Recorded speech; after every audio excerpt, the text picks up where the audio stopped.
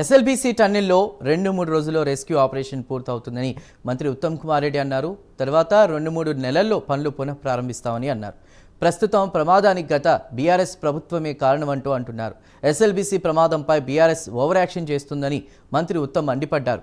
11 విభాగాల నిపుణులు సహాయక చర్యల్లో పాల్గొంటున్నారని అన్నారు. ఇక నిపుణులతో సమన్వయం చేసుకుంటూ పనులు సాగిస్తున్నామని మంత్రి తెలిపారు.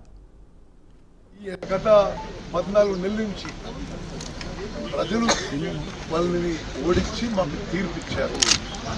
మేము ప్రజల మ్యాండేట్ మేరకు ప్రభుత్వాన్ని సమర్థవంతంగా ప్రజాపాలన ముందుకు పోతున్నాము.